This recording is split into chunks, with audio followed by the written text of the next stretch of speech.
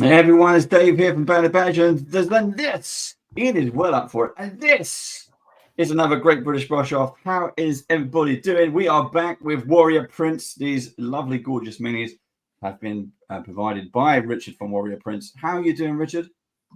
I'm all good. And yourself? Yep.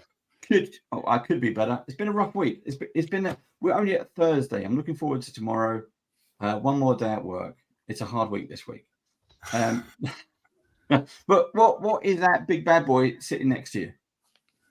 This is the little mini. Just a little time today, Richard. This is Gromash, sculpted by Luftmensch. This is my little project for October. Lovely. A little project for October. Yeah. I'm currently trying to because with this one I sliced the base when I printed it because it was a big chunky base.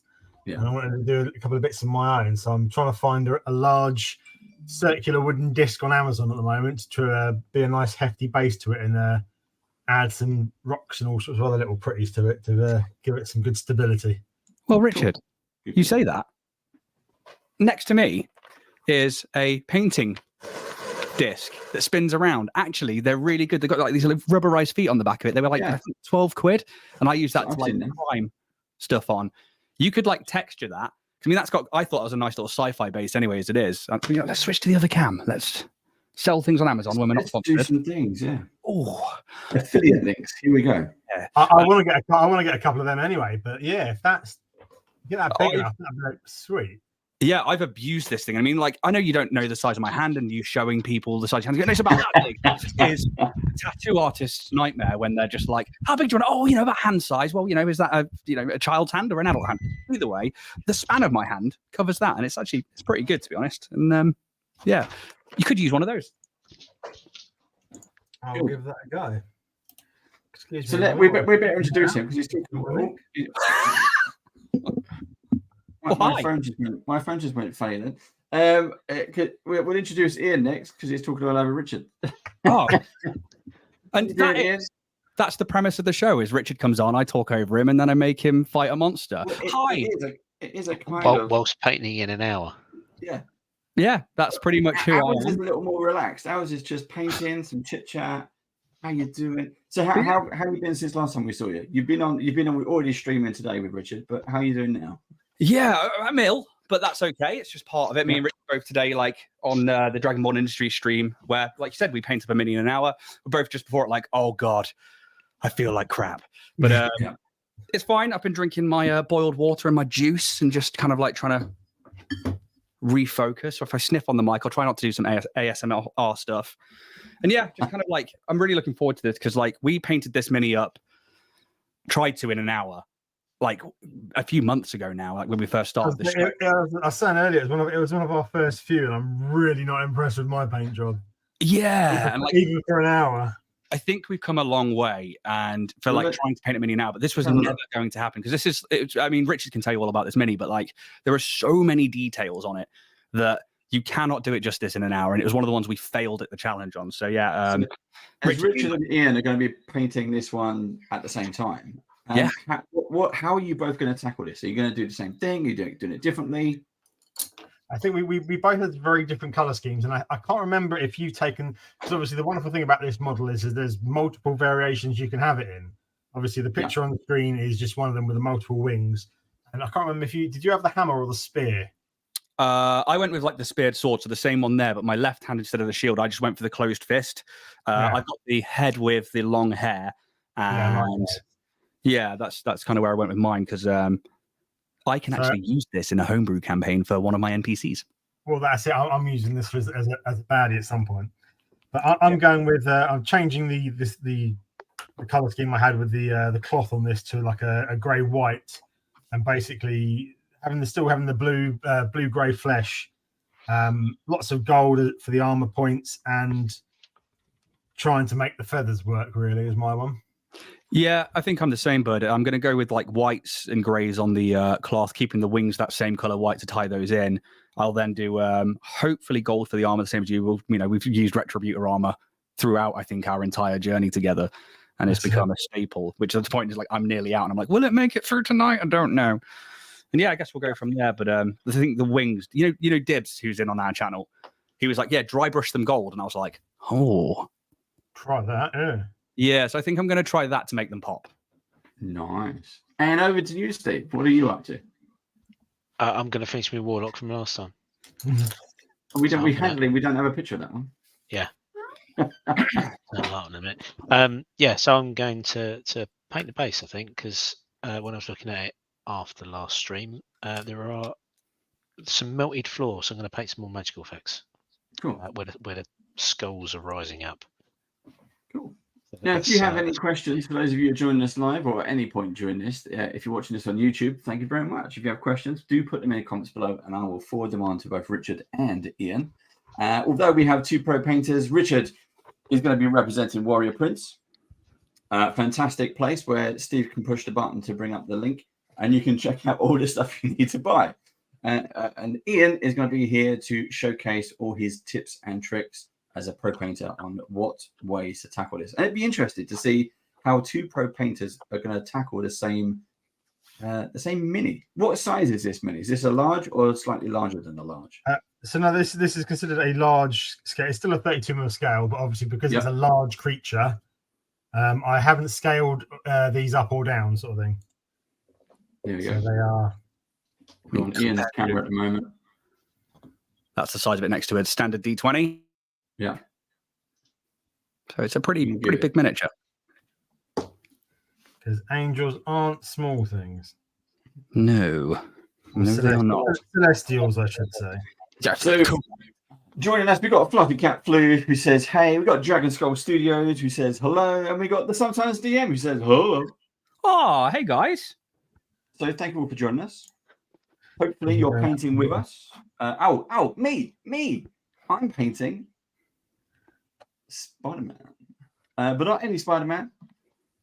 Probably my new favorite Spider-Man. Is this button going to work? Let's find out. There we go. I'm going to attempt to paint the Miles Morales Spider-Man. So good. A gorgeous statue. It kind of floats. I've got the whole base set. I've got this metal ring, and he's just going to float with 1 foot attached to the wall. I'm really looking forward to doing it. I doubt based on my experience, I doubt I'm going to finish today. But I'm going to try to experiment for the very first time. So if you watching us, whether you're live or watching us on YouTube, if you have any hints and tips for me, do shout it out. But thank you all for joining us. We got Big Tough Pete. Hi Pete, how you doing? Looking forward to seeing how Spidey turns out. Me too. Me too. So I'm going to give this a go. Here we go. We're going to get started. We're going to put some tunes on in the background. Ding. The soothing tones of the Elven Glade. And also, it was the same one as last time. It was lovely, wasn't it? It is. It was really, really nice. So you've seen I'll chuck them up again. You can find Warrior Prince at Instagram.com, and you can also find Dragonborn Industries at dragonbornindustries.com. Oh boy, that's us. It is. So we're both running giveaways at the moment. If you head over to the YouTube channel as well, we are. Yeah. You can. Well, while I'm doing this, you talk about that. There you go. Here you go, buddy, Richard. Okay, so Dragonborn Industries and I are currently holding a Beholder giveaway. This includes a Beholder 75mm scale model, as well as a 32mm scale model, and a Beholder dice, which is being lovingly sported by my friend there. Ah, there it is. All you got to do is comment. Hold on. Let's make it big. That's it. Ooh. All you need to do to get your hands on this and the miniatures in question is comment Beholder on the YouTube video, and then head on over to my Instagram page, which is linked on the YouTube video at Dragonborn Industries, and then comment on the post that I have got on my Instagram, share, like, follow, and all that malarkey, and you get yourself an entry on each side to win. You do indeed. Cool. You can be anywhere in the world, and we will get it out to you. Absolutely. Fantastic. But also, Dave was in that episode 14. Episode Painting 14. Up the Monster Manual. And that is here 40. you go, Fluffy. Which YouTube video?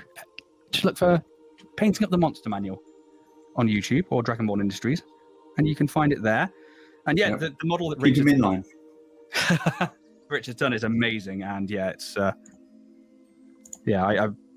hopefully the dice does it justice for whoever wins. But yeah, I've still got to finish that beholder, actually, the one I started painting. I was tempted to carry on with it today, but I thought, no, I wanted to get Soul done. well, you started carrying it. English. Oh my god, don't get sick. You carried on with Herbalist, didn't you, with Yeah. Kim last week, which was awesome.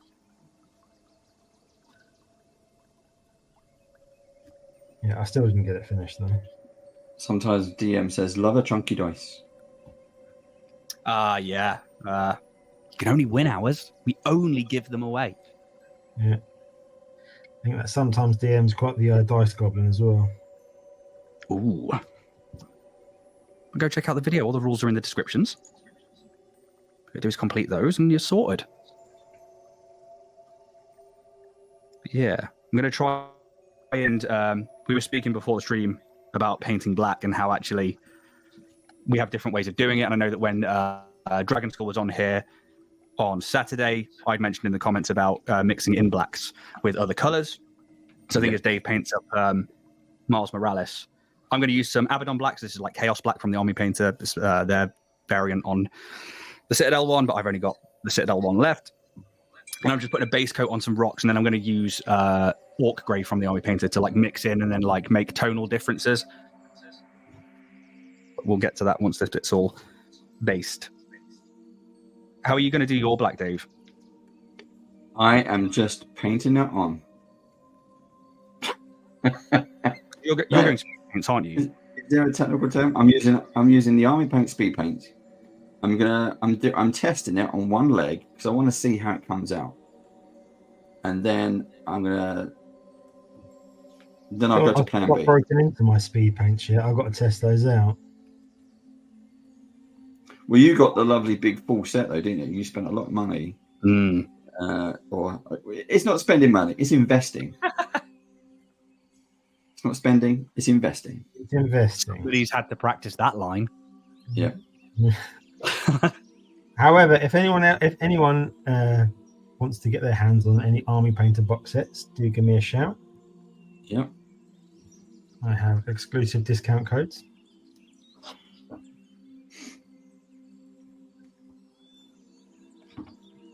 Do you know if Milk is going to get WizKids minis and things like that as well, or even your minis? Could you do a range of minis? I can, yeah. And we started sort of talking about bits and pieces and doing that, yeah. That'd be cool. Could you package them? Could you get your own? Well, I have got basically where I've got them in a couple of sort of thinking about trying to sort of get into locations and also for displaying at events.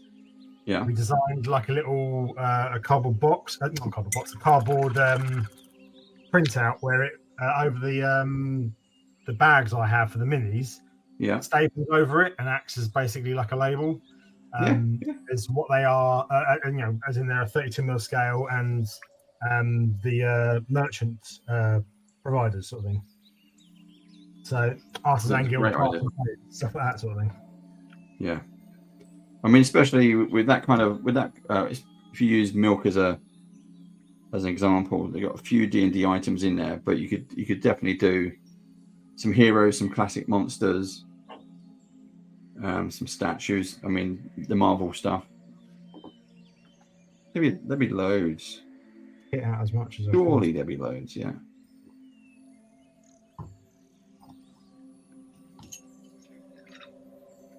So in terms of black, I've quite literally only painted on like the base layer black onto those rocks, and then once that's dried, I will go through and show you how I layer up black really.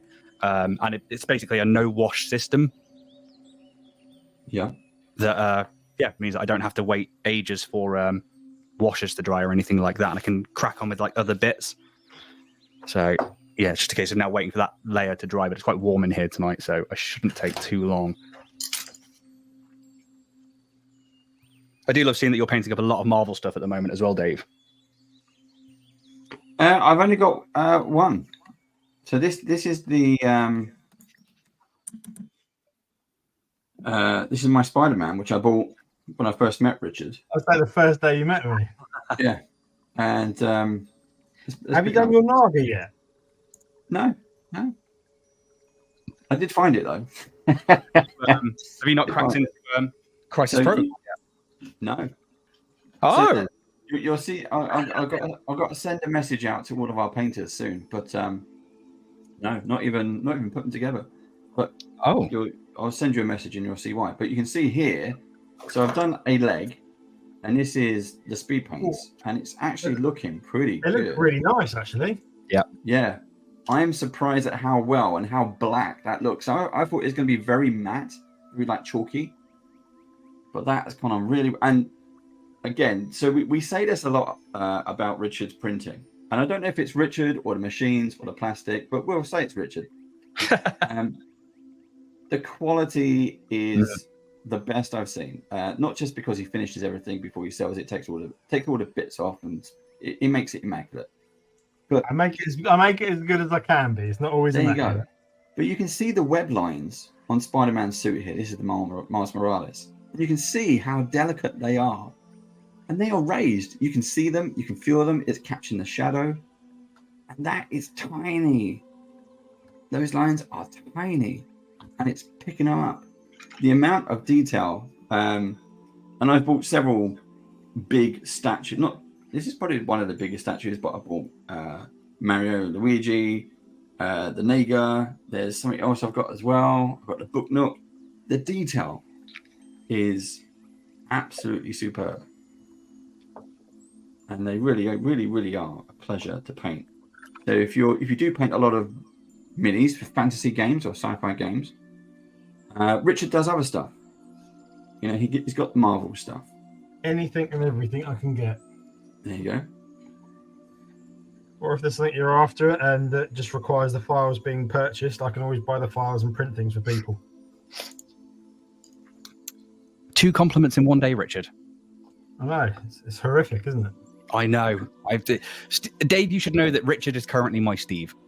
And he's your bitch. no, I'm not going to go as far as your bad treatment of Steve. Tread carefully.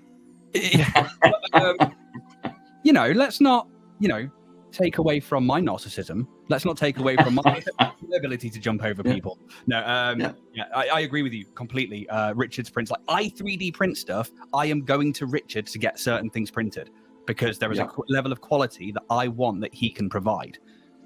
And it just goes to show how much attentive care he takes on his cleanup process and on his miniatures. It's truly incredible. Yeah, and also we've had for the if you're watching this again, whether it's live or on YouTube, once a year we have what's now called BadgerCon, and for the past 2 years, Richard has turned up with a pop-up shop. Ooh. And again, it's just excellent and he gets to play, he gets fed, he gets to play D&D all day. I tell you, it's a grand old day out. It really is. I like that he gets fed. We all get fed.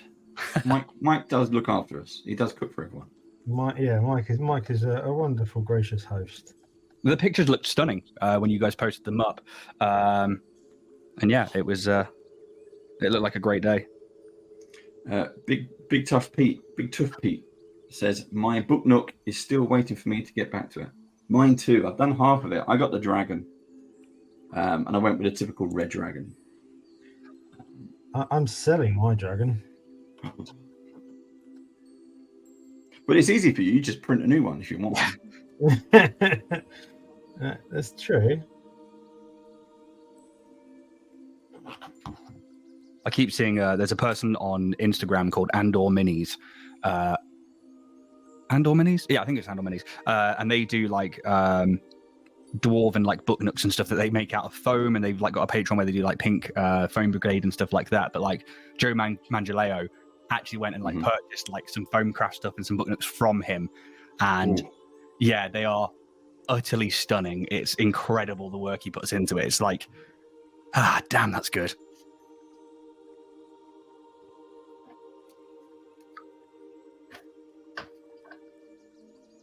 I'm still waiting for my black to dry before I move on to the next bit. So I'm going to take some Ribonator Gold, which is, as Richard and I use heavily on our show, a pretty good standard base for gold.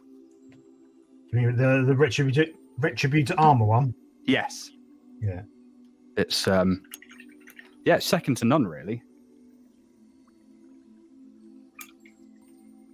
Like, you don't even have to layer it up if you don't want to. You can just put a wash over it and it like just works. I'm gonna buzz some paints, so you may hear a buzz in the background. How is that paint mixer, by the way? Because I still haven't managed to get hold of one yet, but it looks damn useful. I'm assuming it works. I love that. Really know. I think it works. I think it works. I mean, it spins round really fast, so I'm assuming it works. But yeah, this thing is great. This is Green Stuff World, and it is you plug your paint in there, and then it turns on. It looks like a vape, but It does. it's not. So yeah, I enjoy it. I tried to do a version of it with a drill and some duct tape, and it just sent paint flying across the room. Lazy engineering at its best. Budget for the win. Oh yeah, for sure. But like, if you've ever used Tesseract Glow or Corex White, you'll know the pain of like paint separation. Oh god, yeah.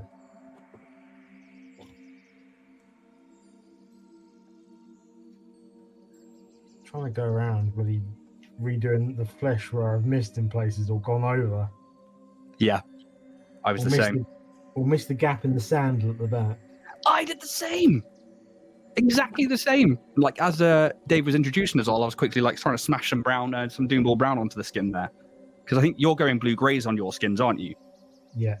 Yeah, because I'm going reds and browns.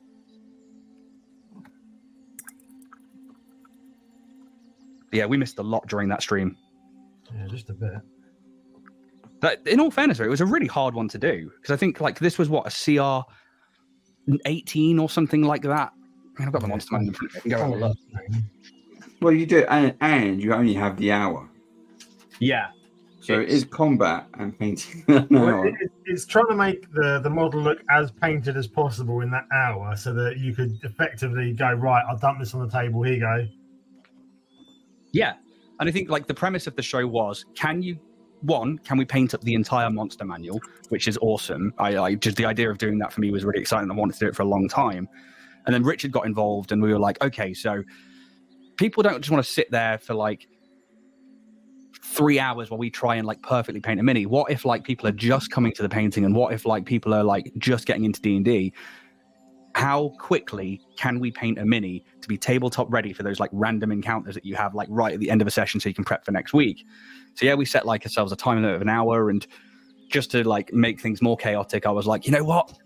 Let's just do a combat at the same time. And it's been really fun. It's like the highlight of my week. And yeah, that's the premise of the show really, is try and be tabletop ready in an hour. And this one just did not succeed at that. Yeah, it is fun. After doing it, it is fun. Because the good thing is, the weird thing is, if I ever get to paint on my own without streaming, I'll listen to various YouTube streams and stuff like that. Yeah. And it was weird because it was like, oh, I'm listening to combat, but I'm also in it at the same time. The thing is, like, you all did so damn well as well. And it's like, obviously, like, I knew that, like, Dave knew about some of the lore that I was going to interject into that combat. And I knew that it was going to be one of the easiest ones for me to ad-lib at the time. Because that's the other thing as well, is like, I don't prep for those sessions. I don't know anything until Richard rolls a random character. So we have to like fully ad-lib everything. But I knew that, like, when the Beholder was coming up, I was like, you're going straight to Waterdeep in my favorite Beholder. And yeah, I love that, like, you had that meta knowledge, and that, like, bless him, Mike from the Mist Lounge, who like had never painted a mini before, and he still killed it within an hour. It was really, really fun. I enjoyed that one a lot, and it was all thanks to you guys. It was a good giggle. Happy to. Yeah, and I think that's kind of the fun of it as well. Is when See, we're painting. I wonder, and stop me if you've heard this one before. Could you do that live in front of an audience on stage at Dragon Meet? Yes. And you get a band of heroes. You're the DM. Everyone has a mini, and you're basically there. We're gonna make a table ready mini monster, and it's gonna be 1 hour of the most hectic, fun combat the audience has ever seen. Live. Yeah, absolutely. I hadn't thought of that, and if you can hook us up with that, let's do it. Okay, I will see what I can do. Because that could be really damn fun, and we can, I think we can now like dual stream on like separate channels, so we can do like your channel, our channel, whoever is able to take part's channel. So that could be really fun, and I think one of the things that I love about the show that we do, and that like Richard is so good at playing the victim, and not in like a bad way, but like he's like, okay, yes, this is a thing, and we'll pull out like character lore or like attributes from like the random classes he gets given from D&D Beyond, and also from the monster, and is happy to like sit there and like either get punished or to like that like meta knowledge, and uses it correctly. And yeah, we try and talk about like coming into D&D and how you can use it. And like if it's a crazy CR, you don't have to fight it. You can like talk around it. You can do other things around it. You can make it a skill challenge instead of a fight. You just have to survive the barrage of HP damage. And yeah, Richard is amazing at that like back and forth ad-libbing that we do at the time. And yeah, I think that'd be very fun to do live. Shit, scary, but good fun. Nah, you'll kill it. Just play a bard and I'll make you sing. If I play a bard, it'll be one that just declaims things. There once was a man from Bath. Everything's a limerick. Yeah. Question is, would people actually come and see the show? Would they be interested? Who knows? Let's find out. That'd be very There's fun. a lot of people who will go and sit in an audience and listen to find out new streams, and I think it's funny enough and chaotic enough and short enough that people will be interested. I will nom take the compliment for the second time today, and thank you very much. I clearly it's for me and not Richard. Richard, quiet. No, it's Richard makes the show easy. Crack that whip. You got to put the number 2s in place. It's only in a sexual way with Richard. Only ever. Hot and heavy.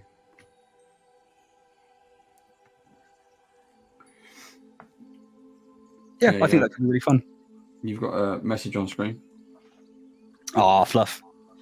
Thanks. My biggest fan.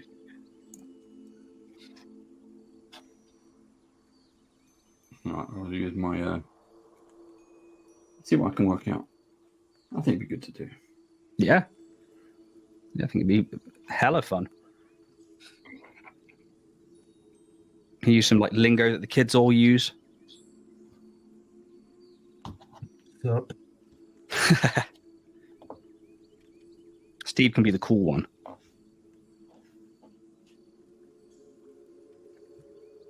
We'll take on like a persona. Steve's either quiet, concentrating, or asleep. It's just a video that he's got playing because he knows that you're going to abuse him. Yeah. I've got a reactive background on the moment.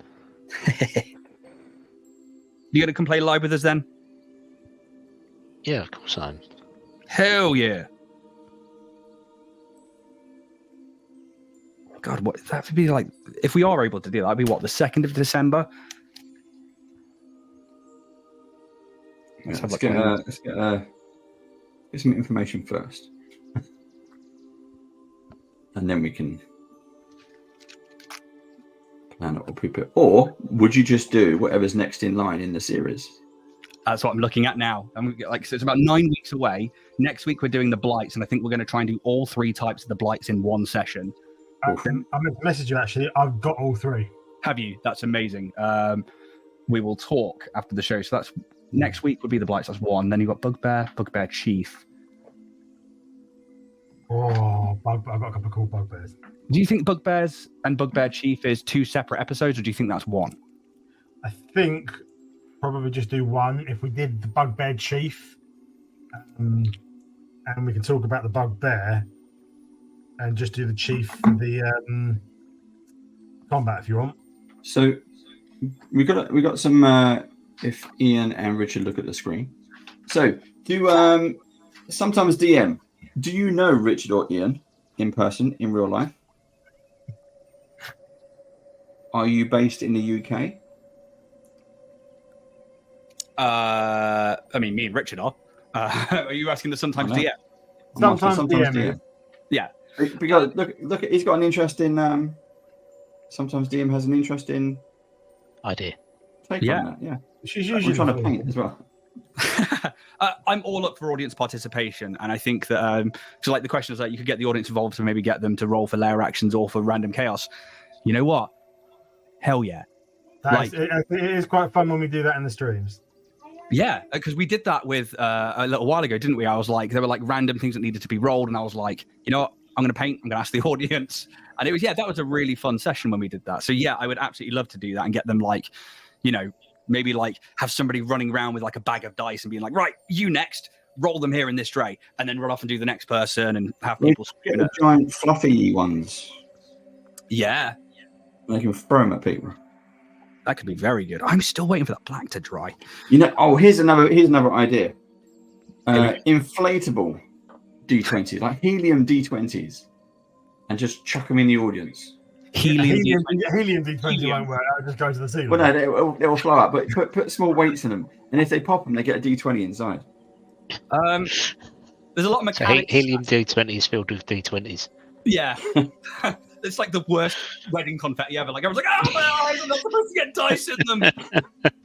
The worst one would be a person with freshly filled with D4s. Yeah. For hedrons. Yeah. Get out now, bastards, you know. Helium-filled balloons, flaming arrows to pop them with. You know, I've never heard of hydrogen or helium and the mixed flame ever going wrong. No, never. But I love the as like I used to play music a lot, and I the idea of having an audience interact with a band, you know, singing songs back, or like when you watch shows like Crit Roll Live, High Rollers Live, the Glass Cannon Network Live, and they have the audience there at the time. Like I said this actually to you, Dave, I think on the first time we ever met online, and it was during Scarlet Citadel and during the quick like chat with the guest member, and I think I said playing D&D these days is actually like being in a band. You have all the members, but you don't need to know how to play your instruments. You don't need to know. All you need to know is your character, and the DM just needs to know some of the rules. You can learn things as you go, and it's a way of improvising stuff together. That's like this way of performing without needing to be a musician, and I'm all for that. And the community out there is amazing. We've got our little community. The Badgers have got their little community, and like the fact that I get to like jump between those. If we ever got to the point where we were doing what like Troy LaValle and the Glass Cannon Network do live, oh my god, that would be incredible. That's like a dream and a half. Yeah. Have you seen all their? We talked about Glass Cannon. Have you seen their campaign 2 stuff? Oh boy, we just started it yesterday. We were on a long car ride back from Exeter, and like we did the whole first episode, and then you listened to it. You haven't seen it. Oh, I saw it because I was in the passenger seat, so I had YouTube on. Yeah. But old Mrs. Ian didn't have the visuals, but like, oh man, it's so smooth and so lovely. Even just the opening trailer was so cool. Saxophone was a little loud for me, but that's fine. I'm not going to criticize, you know. No, it's amazing. I'm a big fan of the Glass Cannon, and I, as a Starfinder fan, watching A&A was incredible. Yeah. There's actually a few like homebrew things that I've taken from there and gone, you know what, I really like that. Like the bottle cap system. Really, really like it. And I will be employing that during the upcoming Dragonborn Industry Starfinder campaign. Is that a Fallout currency, is it? No. Dave, do you want to lead what the bottle cap system is? So the bottle cap system replaces the hero point system. It's just the same thing as hero points, except Troy doesn't like hero points. So originally back in the day, they just had bottle caps from when they were drinking beers. So he gave they didn't have a token for it, so he just said, right, here's a bottle cap, and you keep it until you spend it, like initiative. An inspiration. Sorry, not initiative, inspiration. And it's the same thing, but he uses bottle caps, and it's one of those things that kind of stuck with them as a group.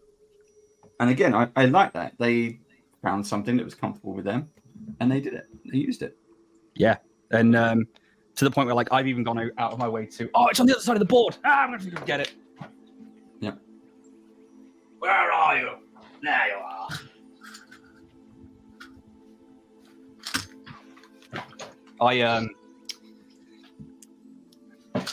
Because I knew that we were going to go into Starfinder as a campaign, and I knew that lining the players up and getting backstories, which is all like coming together now, and we're hoping to launch in October. I knew that I wanted to employ the bottle cap system, which, like you say, is like replaces the hero points. And for most people who play D&D and don't know Pathfinder, essentially it's a way of like gaining inspiration, so you can like have a reroll of a d20, because in Starfinder you don't have inspiration or advantage and disadvantage. You just have modifiers, really, and there's a few spells that give it to you. But if you have a bottle cap, you can trade that in to get a higher, to get advantage, or you can throw it in and give somebody disadvantage on the thing. So I went off and I did cred sticks, and we took these like little tags from like canvas things and painted them all up and gave them all symbols and stuff like that. So I'm going to be launching those at players across the table as once you've got it, you have it permanently. But if you want to spend it, you can throw those in and you can transfer them between players. So if there's a really important role and you're like, we've saved all of these cred sticks for the entire campaign, here's 7 of them. You get 7 rolls of a d20 on one thing. Miss Lounge says, hello all. Hi, Miss Lounge. How you doing? Hey, Mike. Hope you're well. But sometimes DM also says that they know you intimately. Oh, which one of us? Uh-oh. This could get one of us in a lot of trouble. Well, not me. So that's all on you, bud. It is my wife. Ah! The sometimes DM Fluffy here in chat is my wife. Look at you guys being supportive. That's amazing. Thank you.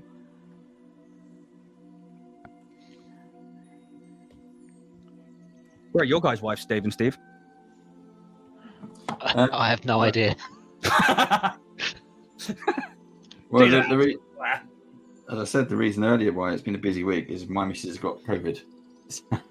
Oh, no. So it's looking after. Yeah, that sucks, dude. I hope she feels better soon, because I'm hoping what I've got isn't COVID. We're going to test again tomorrow, but it's kicking the crap. So we were saying earlier on, it seems to be doing the rounds again. Yeah. Yeah. The way I see it is we're getting it out of the way before Dragon Meet. Yep. Because I don't want to miss it. If people don't know, we've got a live show coming. Dave's confirmed it. I said I will confirm it. Let me work the magic first. Let's see what we can do. But I'm up for it. Yeah, 100%. See if we can get D&D Beyond involved. Yeah, that'd be the day. Dear Wizards of the Coast, we're nobody. Please sponsor us.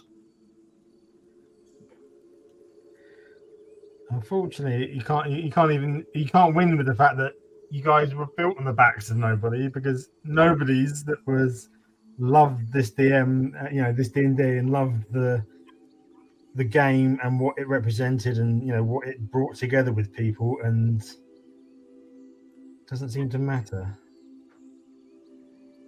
No, they are interesting stuff. You want to play D&D and do cool shit. Do you know what's amazing? Listening to people say, I want to do D&D and cool shit. Like 15 years ago, I would not have said that. I'd have been like, yeah, no, I like painting minis. Yeah. Now I'm like, fuck it. Ich bin ein Nerd. Well, purposely now all of my t-shirts I'm making sure have D&D representing in some way so that I can be identified in the public. One of us. Well, it was one of those things. Someone came in when I was still working at Sainsbury's. Someone came in and they had a D&D thing on, and I said, I got my dice ready tonight. And the look on this person's face when realised there was someone else was great. There's another one like me. But it's you're seeing them out in the wild is definitely one of the things. And again, I'm going to jump in and tell a story and keep the conversation alive. The players that I put together for Starfinder, most of them come from a gaming group that I play with every week, but then 2 of them couldn't commit to a weekly show. So I was like, okay, we need to find some more players. And there are 2 people in the local area that I got to know relatively all right. And I knew that one of them had a small TikTok following and is really into RP. And she was just very happy to be all about the RP and the story. And I was like, I definitely want that in the group. The other one I met because they were a fan of the show, and they had said, I've seen all of the Badger shows, and I'm a big fan, and I just met them randomly in public. They met the Badger shows? They'd watched things like Scarlet Citadel, they'd watched Wow. Dragonlance, and started watching Midnight Town. It was only a few episodes into Dragonlance, and they literally they were over the counter, and they were like, I'm a really big fan. And I was like, that's incredible. Thank you so much. Ego moment. Yeah, ego. But the thing is, I had to be modest in that moment because I didn't know them. So I was like, that's really hard for me. And swallowed my, need to perform and kind of was just tried to be humble. And it was just a really sweet moment. And then we got chatting and I brought in a lanyard and a few dice for him just because it was the first time that ever happened to me. And I was like, that's amazing. Thank you so much. Please keep watching the show. And just that means a lot to me. And we got chatting, so on and so forth. And I eventually was like, look, I'd seen a few things that he'd done. I was like, if you're interested and you're okay being on a camera, there is a slot opening up for Starfinder if you want to play. They said yes, and I'd started putting the players together. They hadn't met each other at this point, but on a bus on the way to work in the morning or on a train or something, he, like me, has a severe coffee addiction and was I think a couple of espresso shots and a Monster can into caffeine and saw a D&D t-shirt across the thing. And he's like, you play D&D? And just screamed on public transport across the crowd of people. And this last was just yeah, I do. And I'm about to start Starfinder. And they were like, And yeah, so my players met each other, screaming at each other about a D&D t-shirt before I put them in a room. Fantastic. So this person recognised you from being on the Badger show? Apparently so. That's what they said. That's cool. Only saying because it happened to Jeff as well. Jeff was out shopping somewhere, Oxford or Canterbury or something like that. I don't know. And the girl behind the counter recognised him. See, now that's something else because Jeff away from Flynn looks hugely different. Yeah, short hair. Short hair, not got a black goatee. Oh, I love Jeff. He's so funny. But yeah, it's nice to be. Certainly nice to be recognised. Nice to know that the platform is reaching, all the way out there. Yeah, I certainly felt humbled. And you got Miss Lounge asking, what is dragon meat? Oh, Dave. Miss Lounge, you're in the wrong country at the moment. You get all the fun stuff over in the States. We get UK Games Expo. They get earthquakes and stuff, so I'm not too sure. But that's also true. Yeah. Wow, okay. We went from you get all the fun expos, but earthquakes, so swings and roundabouts. Yep. And we get a one-day convention called Dragon Meet, which is really, really cool. It's a really cool show.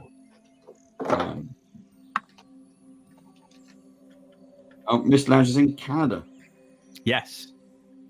I won't call it North America. I miss Canada. I love being there. So my black has now dried.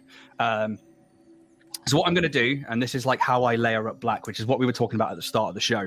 I'm going to take my black that I used as my base layer, and I'm going to put a thick, heavy amount of that into a palette. I'll try and do this on camera so people can see it. And Yeah, do you want me to zoom in? Hold on. There you go. it's not. And also, if something you should have a think about doing, Ian, is see if you can get like a quick button to change you back between screens. Oh yeah. Because when you're telling your stories, all people can see is your hands. Hi. There it is. There you go. So I'm taking quite a thick dollop of what I'd say is like a pretty thick brush here. This is like a Hobbycraft special, pound for a pack of 12 brushes, thick scoop. And then I'm going to take my mixing grey, and I'm going to be using from the Army Painters starter set, the Orc Grey. And it is quite literally probably like a 2-to-1 ratio here. So I'm going to put like a little dab, however you want to say that, dollop. It's probably the words I combined together there to make dob. Yeah, works for me. Yeah, dob is the new hashtag for Band of Badgers. And the dob from Bob. So that is now just like a very dark grey. But because we're using that same black, I'm going to water that down a little bit. What it should do is it should blend in quite nicely if it's nice and thin. And then you just keep adding the same grey in another dob each time. And yeah, that's how you layer up. That's how I would layer up the stonework for this one. But it works with other colours. So I find that if I'm doing like a cloak on something, I will have primed in black, most likely, because it is one of my favourite primers, because I find it easier to work with. And then you add in a red, a green, a blue, and it's incredible to see that like you can dry brush through those and you can see the difference coming up to like, almost like a colored highlight that is still within the spectrum of the original black. So for Steve, who's painting up a xenomorph at the moment, I would, well, not at the moment, but I would change the script. For Steve, who's painting up a warlock at the moment, yeah, I would certainly like do what I can't remember if Richard said it before the stream or after the stream. After the stream, we're not even. I can see through time. So Richard said it after the stream, and yeah, I would do the Zenithal, and then I would basically go through the black system and find it would probably be like a silver maybe or a grey, and then finish with a silver for the kind of shiny skin on a xenomorph, and then yeah, just be adding that into the black layer by layer. Yeah. I find metallic colors make the great oil colors when you layer them up in it, and you can then start adding in like other variants of colors, so like greens, pinks, and reds to get like oil slicks as well.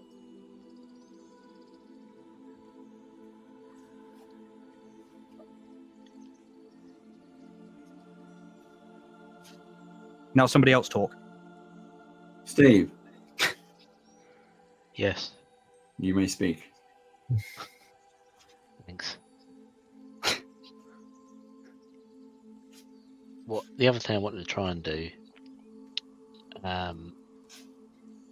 was make the skull shiny, with a high gloss. So I get, because we were talking on stream about using the varnishes. I guess that's the same technique, really, isn't it? You put the highlight in on underneath and then go in with that. Place the gloss in the right places for you. Yeah. So Richard, how do you do that? Because that's actually something I know little about. I tend to do gloss varnishes at the end, or I use like a gloss sealer. Well, see, it is a case of doing it at the end. So if doing like with the black, if you're wanting a glossy blacks, I double up. So I have a gloss black. So I use that so that it's got like a good sort of a shine to it. So everywhere you're going to be putting a then sort of a highlight effectively in like a shiny gloss, and then you go over the points and keep it all sort of as varied as you want, but in the the shine in the right places, and it usually works pretty well. Mainly, especially with the xenomorph, where everything's black, but different textures of black. Mm-hmm. So you're going to wet and completely sort of slick shine. I think it would work quite well. Miss Lounge is saying that he's obsessed with the color shift paints. Are they from Turbo Dork or whatever it is? Or the Yeah, prismatic from. I love the Turbo Dog ones. I'm actually, Dave, you've inspired me with yours. You know how you've been painting up that frost giant for like 5 years? Yep. The axe that you did on that with the turbo dork that shifts between the blues and the purples. Yes.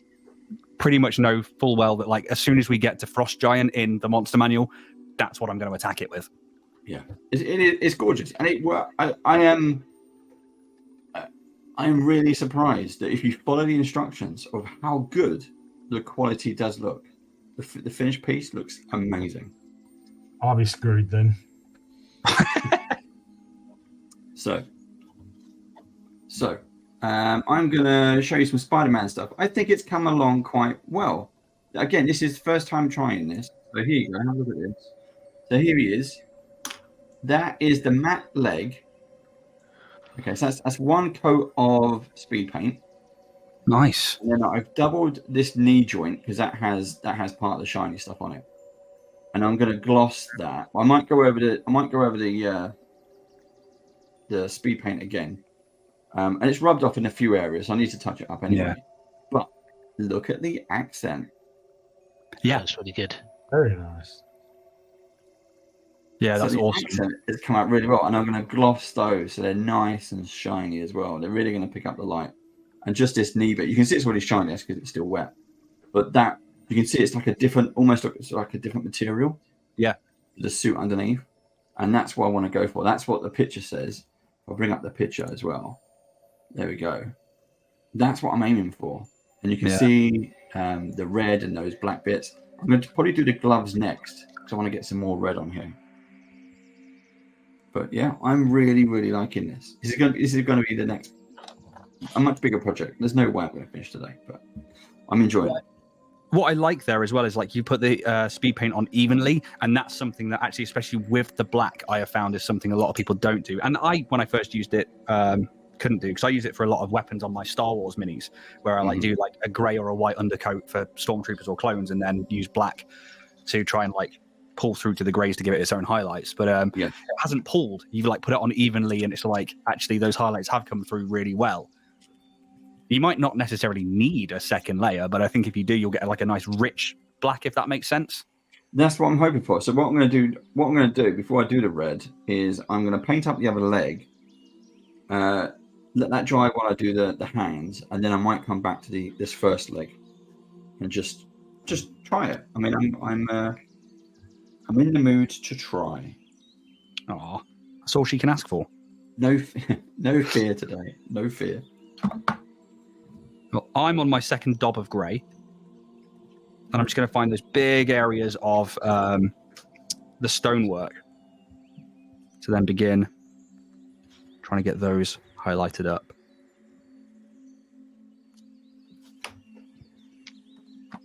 How are you doing, Richard? I am trying to. So when I did this in the stream, I did all the cloth on it. I tried to just dump a bloody contrast on it, and hope for the best. Mm-hmm. It was like a yellow brown, whereas I thought about it. I think I'd rather try and go for like a light grey white. Yeah. So I'm gonna try and get the camera focusing now. So bear with me. This is where the fun begins. Get my focusing book. Hold on. I'm gonna let me zoom in. Which one are you? That one. Zoom. Here you go. Oh wow! Oh, I like that contrast between the gold and the grey, though. I noticed you both went with the long hair. He's angelic. He's got to have long hair. I like the bald guy. I like the bald. Yeah. Where is he? Let's bring him up. When that comes to not wanting to paint hair more than anything, though. Yeah. That as well. I know. I quite like. I thought like he looked tough. Yeah. I think that's more like Planetar for me, like to have the bald head. That's very like the the weapon gods. Whereas I'm doing mine to be an NPC in one of my homebrew campaigns, and that guy's got hair. He's got long golden hair. So I was like, all right, this is happening.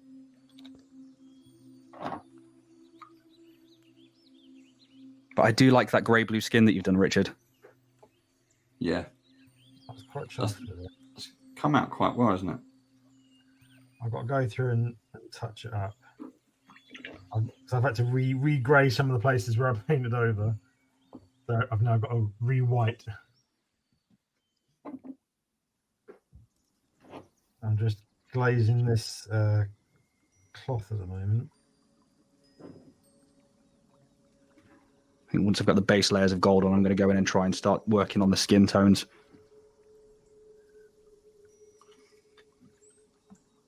So those of you who are joining us live, thank you very much if you're hanging out. What are you doing? You having a cup of tea and a biscuit? Are you painting? If so, if you're painting, what are you painting? Share. Let us know. Are you prepping for a D&D game? Are you just channel surfing and you found a slot? Was it recommended? Does it come up on your YouTube shows? Let us know. And if you don't know who we are the Band of Badgers. We are a TTRPG community based here in the UK. We do all kinds of wonderful things. And you can check us out on, well, you're watching this on YouTube. Remember, hit like and subscribe. But if you're watching this on Twitch, do hit us up on youtube.com/Band of Badgers. Where's the link, We Steve? would love. He's too busy. There it is. There it is. Whoop. Oh, I've lost my minicam. Let's try to reconnect now. There we go. And you'll find all our weird adventures and our painting stuff and all kinds of bits and pieces. But please do like and subscribe. We would love you to. What I love about the channel that you and Steve have created, Dave, as well, is that like it's not a case that like it's selective and it's like overly selective in its players or anything, but like you've reached out to people, you've had people reach out to you to just take part in more games and just build that community. And something that I know that Richard and I really like from the show that we do is the community around it, like the Mist Lounge who's here in chat, Hagley, Dragon School Studios, you know, the fact that like our wives take part in the chat and stuff. Like I love the community that we've built around, but like your one is just incredible and it's great to be part of that. And yeah. I think it's always been a thing since I started my comic shop back in the 90s. It was always geeks find a way to find each other. Yeah. Revenge of the Nerds. So geeks assemble. Because surround yourself by like-minded people, and you won't be wrong. You should never be alone. Yeah. But isn't that kind of like amazing, though? Like, and like to say that, like, I mean, how long's Band of Badgers as a channel been running? Band of Badgers as a channel, we started as a club, because it was a club first. We started that in 2018. But when did the actual presence of like having a YouTube channel, doing the unboxings, doing like everything that you know that you guys are known for doing now, and that like I've been recognized for being on your show? Yeah, I think it's just since COVID started. We started doing it at the back end of 2019, just before COVID. Oh, that's right. We had Friday night fights, didn't we? With Friday night fights, and we also did the unboxing of the Beadle and Grimm's Silver Edition of Ghost of Saltmarsh. Yeah. Ooh, that was the first unboxing. That's very cool. That was in the Mansion House. That was quite nice. Mansion House because Steve's so rich, or Mansion House because that's where. So those of you that don't know, Steve is a multimillionaire, and his home address is. I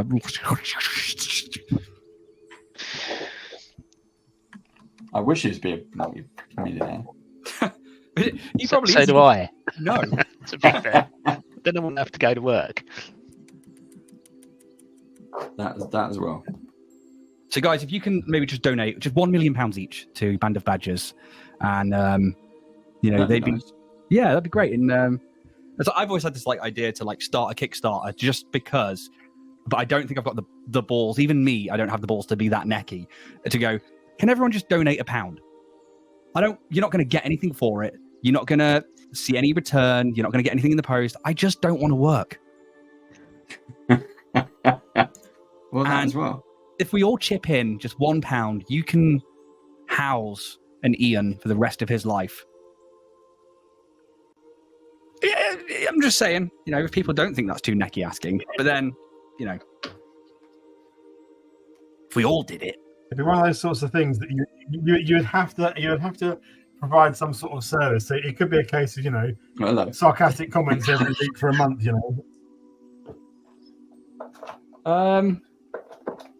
That way the platform at least can work on the fact that you are providing a service. I think that people should know that they've Fluffy, so I could give you £1 and you could go find somewhere else to live. I mean, how do you ban somebody? That comment could have gone a lot harsher, but Damn it, woman, I need you. Let's put it on, there you go.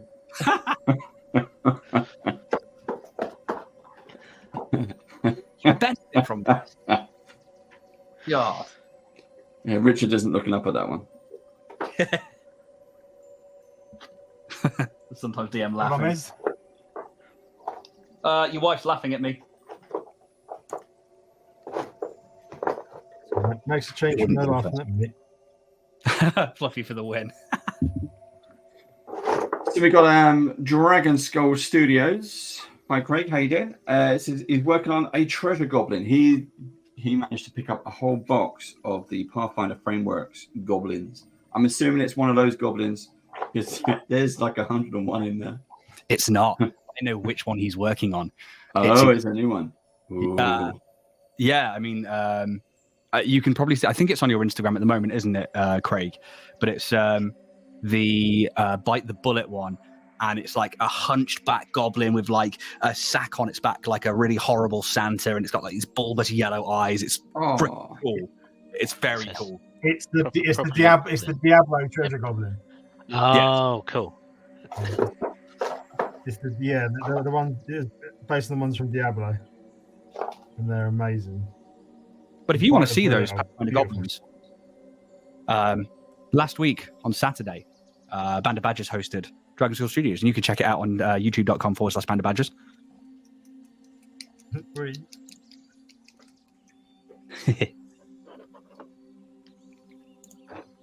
Yeah, I love Craig. Dude's amazing. Such a good painter as well.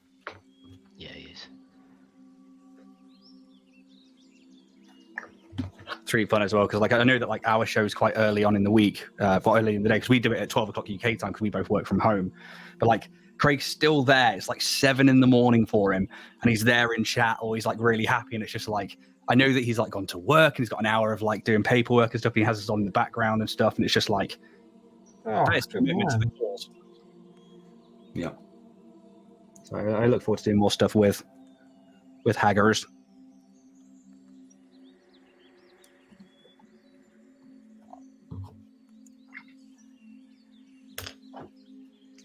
One thing I was surprised when because I opened up the speed paint box. Obviously, just to go through the paints and be the sad person that I am and reorganize them all into the same order they are on the front of the lid. You're a good person. And there's metallics on the speed paint range. Yeah. I was quite surprised at. Obviously, being used to the contrast ones myself. I desperately want to play around with the speed paint metallics because I suck at NMM, and I just like the idea of a lot of their golds being you put them on once and that's it. And I think there is an Instagram user who goes by Jay's Tabletop Minis, maybe something like that. He basically did a whole dragon in one of the speed paints of gold, and it was that's really good. I have to crack them out soon then. Yeah, it was. I look forward to seeing what you do with those. I say, because I had meant to try and practice NMM, and I've even got a Vallejo set. Bought a set for it. It's still sitting on my bookcase.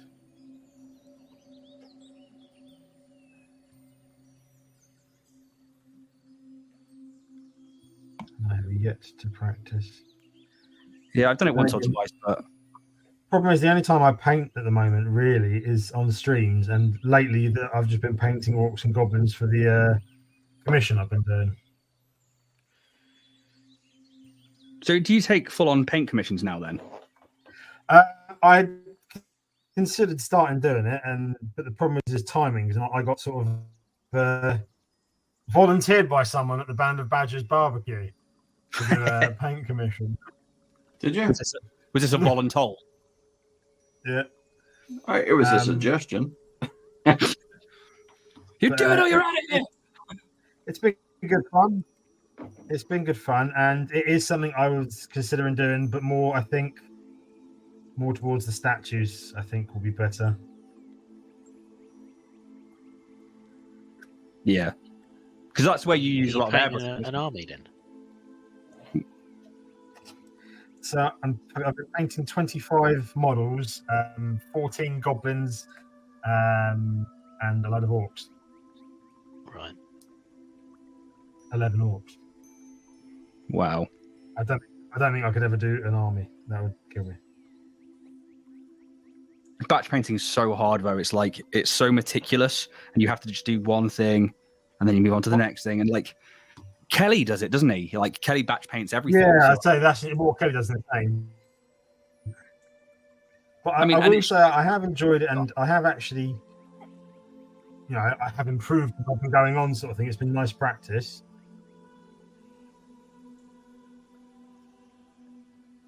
Because yeah, Kelly being one of the other badgers, especially in that paint group, and like there's quality of his paintwork, and then it comes through in the chat, and it's just mini on the next day, mini on the next day, mini on the next day, mini on the next day, and you're just like, it's insane, isn't it? Yeah, and I was like, how the hell are you getting through these so fast? He's like, well, I batch paint, so if I've got a blue out, I get everything that needs to be done in blue, and then I do all of that in one go. So actually, they all finish around the same time, but it's still like, why are you so good? And I can do it. Yeah, it's I don't have the attention span for it. No, likewise.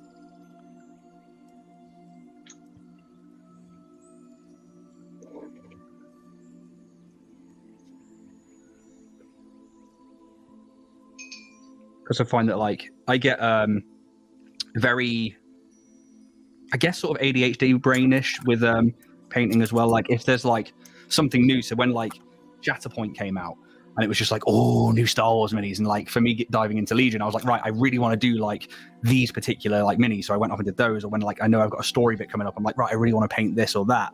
And if I'm in the mood to paint something, I'll spend loads of time doing it. And I think one of the other sides of doing painting up the monster manual with yourself, for me, was to like force myself to have a back catalogue of the monster manual ready to go.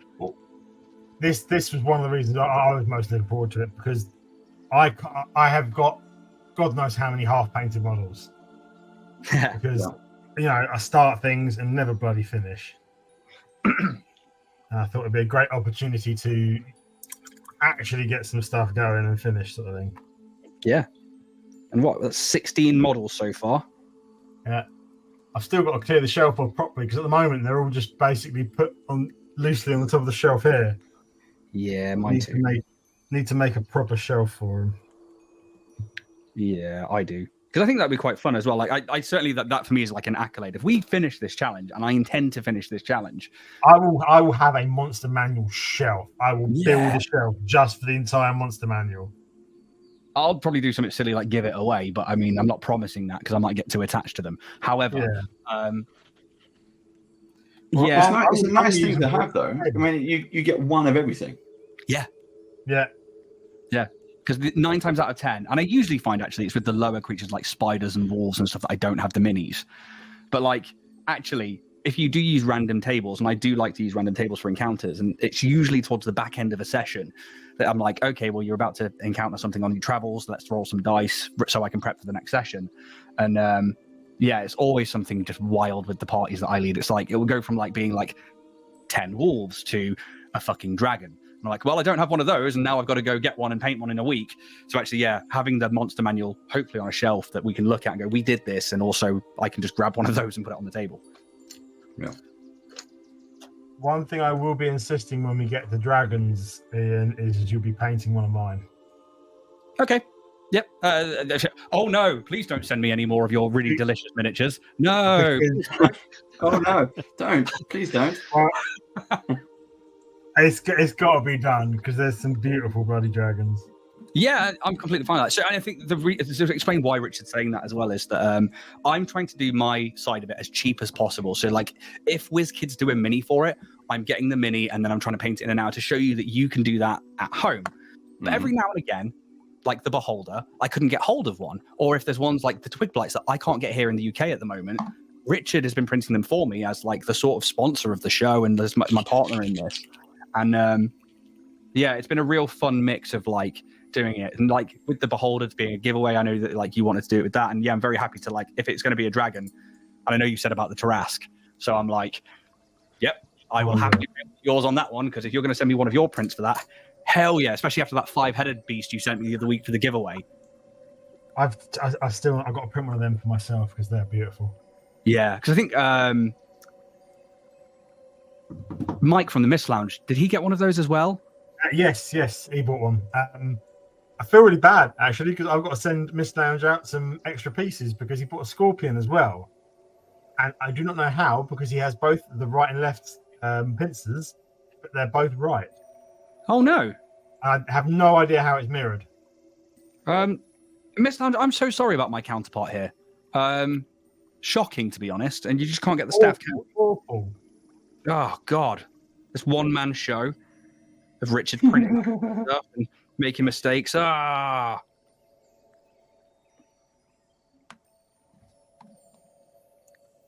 that a giant scorpion? Yeah. And the model comes either as a mounted rider, which is a catfolk, Rakshasa or whatever it is, or on its own. I love that comment from Dragon Skull. I'm sorry, all the Beholders belong to me. I don't know how many other people know this, but Craig has pretty much the entire collection of Beholders several times over sat in his paint room because they came up available for him, so he bought them all. Yeah. What, 11 or 12 you had sat there unboxed? It was so funny when he sent me the picture, but yeah. You're having a conversation now. I'm just going to put it up on screen. Though. Nice. You can all send your personal addresses.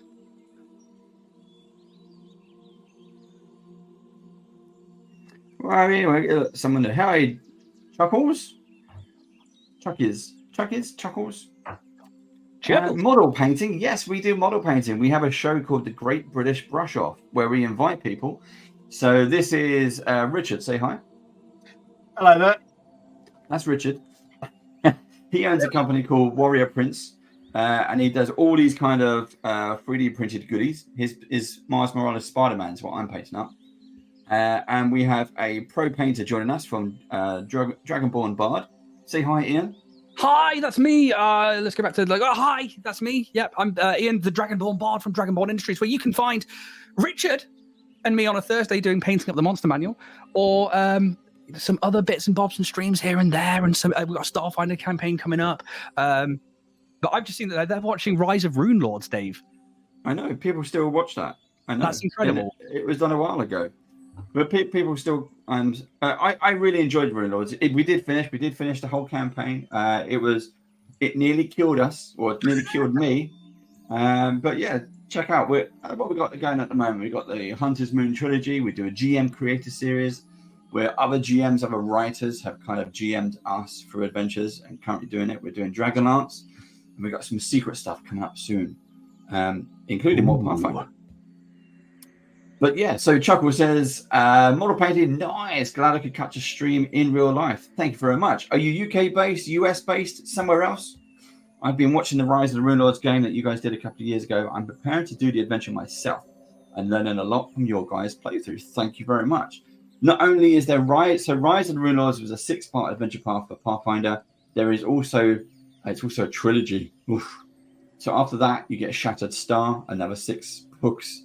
Then after that, the return of the Rune Lords.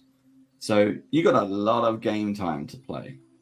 You're absolutely going to love it. It's a great series. Cool. But I'm not in that one. Neither am I. I'm not in any of them. Oh, Richard, why are you not in any of them? Shocking. It's awful, isn't it? Bad drills. Well, we did Alien together, didn't we? That was fun. Oh, that was so much fun. With Dave Seamark. Yeah, Alien Dave. Yeah, I He's enjoyed that a lot. affectionately known as. I'll be curious to see how that could play out as a long campaign. I don't think we'd last very long. Probably not. Pretty sure he just hates his players. He's one of the game designers who come up with a game where you basically know you're going to die. Yeah. Well, But- I didn't accept that, so I did my best to live.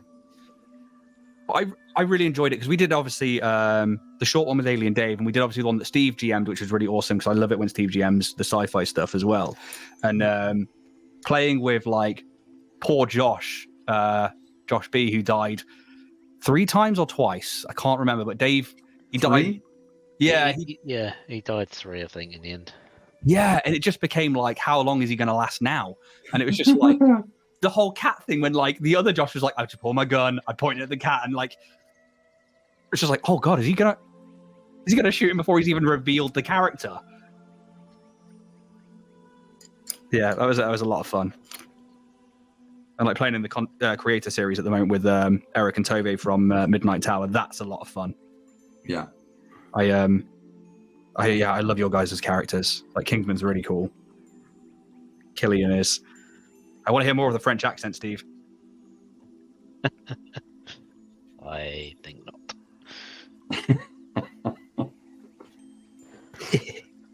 Yeah, getting to play with like Deanna Restrepo and stuff like that as well. Very, very awesome. Did you see the tweet I sent out earlier, or the stuff on Instagram for Dragonlance tomorrow? Is it just the banner? Is it? It was in the text. Where Diana will be joining us tomorrow. Is she? She's our guest player. Yeah. Oh, have we still got Mike from the Weather Dragon? No, he was just a one shot. Yeah. Because speaking of giant scorpions, we faced giant scorpions last week in Dragonlance Band of We Badgers, Chapter 3, Episode 1, which you can catch on youtube.com/Band of Badgers. Cool. He is the best plugger, isn't he? You're hired. Get out of here, Steve! You pack up your shit and you get out of here. That was your Troy impression. Oh, I fucking love Troy. He is like, I like Skid. Oh, Skid's but- amazing. Yeah. I like the whole cast. They're so good, and like they just gel so well. And like little bits where he's like, even during A&A, he was like, "Did you take a little mudcast dip, little stuff out of dip?" And it's just like, Yeah. not to ruin anything for anybody who's not seen campaign 2, but have you got past the? Have you done both episodes? I've done, and the session 0. Yeah. Yeah, cool. So you know when he's like trying to say the irony of trying to say effortlessly. Yeah. That's just like one of these moments, and like he picks himself up so quickly on things and is able to laugh at himself that it's just amazing. Like he plays the perfect asshole, but knows how and when to let his players turn it on him and stuff. Yeah, and it's great. Yeah, guy's incredible. Very funny dude. Yeah. So Glass Cannon team, if you're watching this, probably not, but if you are, we love you. Why wouldn't they be watching, Dave? Well, they need to catch up. That's what it is. I know, right? In fact, Chuckles, I hope that you are Troy Lavallee and you're like actually our biggest fan. Imagine getting recognized by somebody like Troy or Matt Mercer and just being like, "Hey, you guys are Band of Badgers," and we're like, "Ah." So two stories. One, Troy. If Troy was actually Chuckles and he is watching Rune Lords to get better by watching me, just don't worry about it. Just give us a call. Troy, you're doing fine. Yeah, you're doing really well. Invite me on the show. We'll do better. We do a tour. We do the UK tour. When Glass Cannon comes here, we do the UK tour. That'd be amazing. But and then Matt Mercer. So Matt Mercer invaded my life again yesterday because I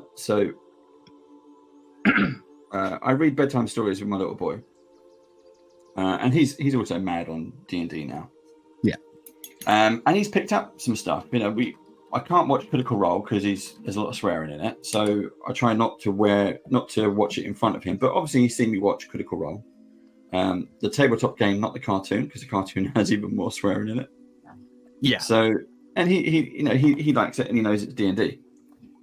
So we do a bedtime story, and then he listens to Calm, which are bedtime stories, sleepy stories, to essentially make you drift off to sleep. He picked out a new one. It's called something about the Night and the Castle, and it's narrated by Matt Mercer. Oh, really? And he's like, and he recognised the voice. He goes, "Is this your D&D guy?" And I was like, "Oh my god, yes it is." And I sat there for about 10-15 minutes listening to Matt Mercer tell a kid's bedtime story. It was fucking awesome. And then you're like, "Hey, babe, guess what we're doing now at bedtime? Bedtime stories from Matt Mercer." Bedtime stories. It's actually pretty good. I didn't listen to the whole thing, but I probably will at some point. So, Matt, well done. So, Matt, Troy, if you're both watching this, Matt, if you're watching this, I haven't seen you do any painting. I know you still play with your models and you still got your model room. Because I've seen you set up the stuff in there with your little weird spy camera that everyone can, like, fans only. That's kind of fun. It is. But I haven't seen you do much painting. If you want to do some painting, come on the Great British Brush Off. We have guests from all over the world. Just come and join us. And we love it. I do like it when he puts a mini on the table that he has actually painted, because you can tell, and then he also says it. And like one of them, spoiler alert, campaign 2, when they're going through, has everybody finished campaign 2? Yeah. Cool. Steve, Richard? Pretty much. Cool. I'm going to presume that Steve has. I have not, but don't worry about it, because I probably won't. Okay. Well, we won't tell that to Matt Mercer when he comes on the show. Who's guest player now? Come on in, buddy.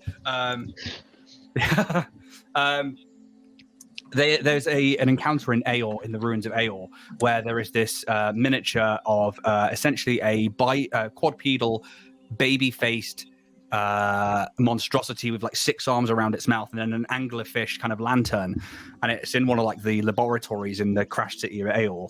And Matt, I think, had said like he backed a Kickstarter simply because of this mini, created the monster based around the mini, and then put that encounter there because it was perfect for Aor. And he was like, "Yeah, I was just so excited to get these ones and paint them." And it was just like, even looking at it through their PTZ at the time was like, "Oh, and he's a good mini painter. Of course he is. Good with his voice, good with his hands.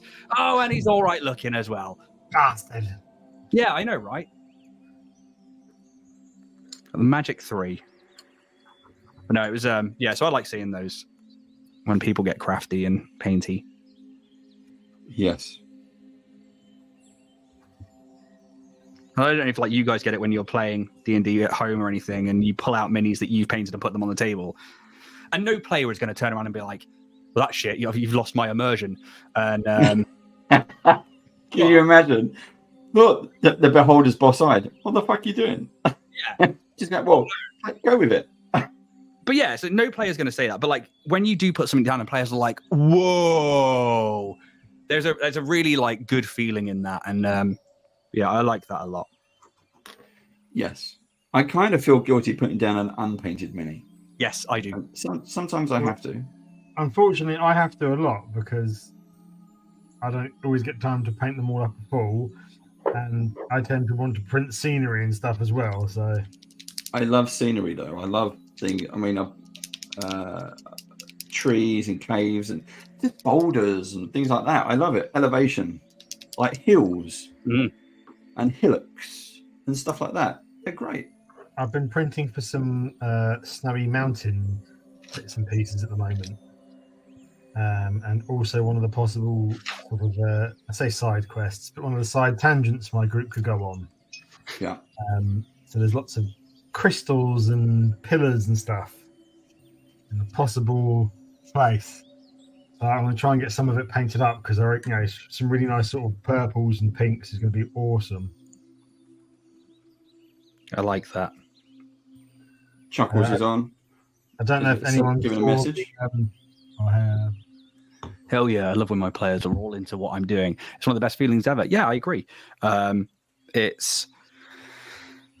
think, because it's not just necessarily like you putting something down, but it's like also adding to their worlds and their storytelling as well. And like, yeah, again, it's like that band feeling of like being in a band and being like together as a group and having that level of like, yeah, we're nerds. Yeah, I'm all about that. But yeah, I'm with you on the brain. There's one for you, Dragonborn. Only all right looking. I mean, you tell me. That's when we were talking about Matt Mercer, but yeah. Only all right. He's probably of the FAF standard. Ooh. See, now you got me thinking. Like, how attractive is Matt Mercer? And I'm like, now I'm trying to rate him on like a scale of men. Apparently, He's FAF. What's faff? Fit as fuck. Oh, okay. Yeah, I'm not all there for that. I think he's a good-looking guy. He's no Ryan Reynolds. No, he's definitely not Ryan Reynolds or Hugh Jackman. And dude, Hugh Jackman's Wolverine. Yeah. I mean, yeah, okay. Well, now you've got me thinking. Because I mean, like, I think David Tennant's a fantastic-looking bloke. Like, I think he would probably be, for me, like, at the top of the... Fluffy, I thought you said he was FAP material. I thought you said fat as well. I was like, really? Are we going there, right? I don't think I've seen him stand up for a while. He's always behind the DM screen. Maybe. No, that's me. He's fine. He's a tiny little man. So this is what the show is now. We're just trying to work out who's the best Critical Role, who's the most attractive member of Critical Role. Here's the thing. Have you are you going to go to Comic-Con to see Matt in next week, when he comes over? 2 weeks time, I think, in October the 12th. Comic-Con. It will be mental. It will be riot level attendance. I won't be there. I'm not going this time. I did the first time they came over, and it was.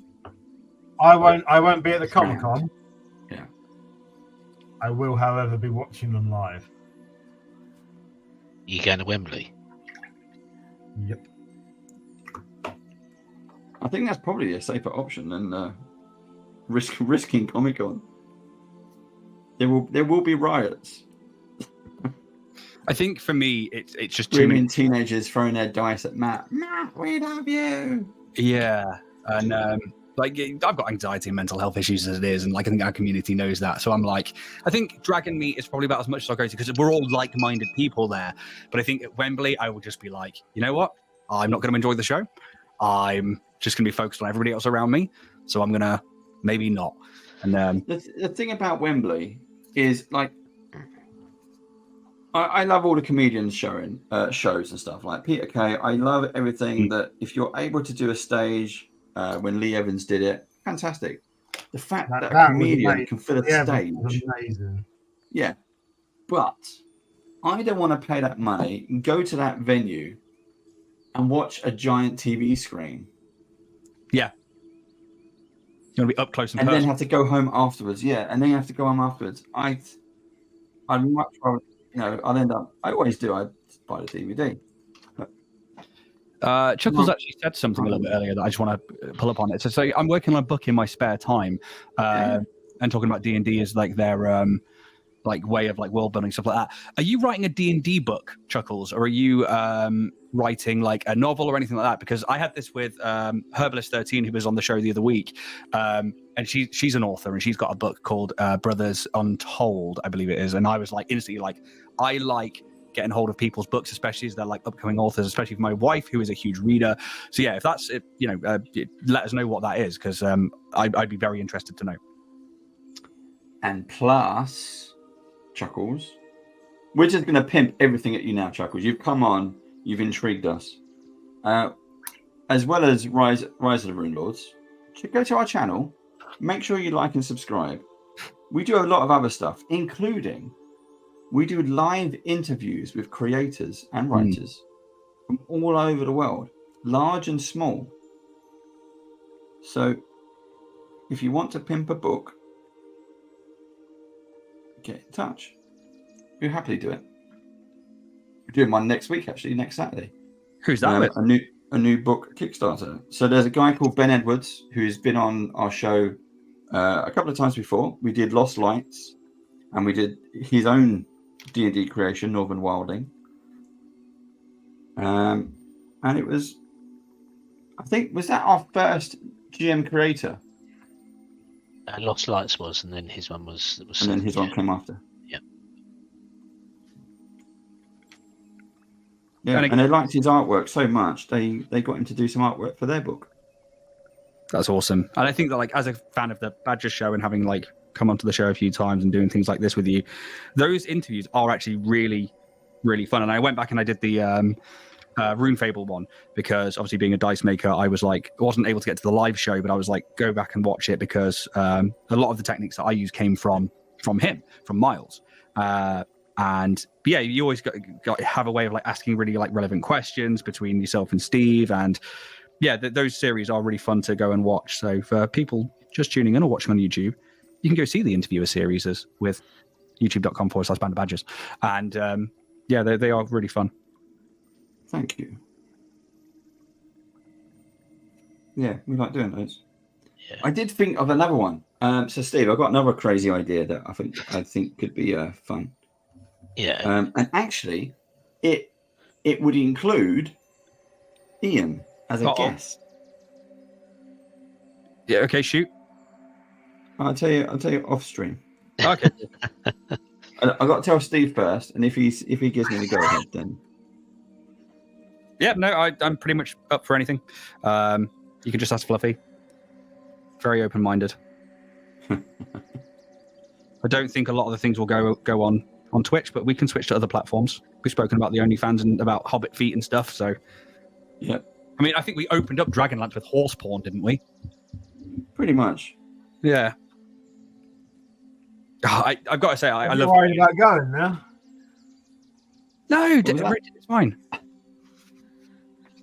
And you've already got a porn name, Richard. Like, if we're going to have, like, a story to any kind of, like, smut or kind of blue that we're doing, Dick Denyer, Private Dick. It's right there. DDD. Yeah, the triple D. DDPD.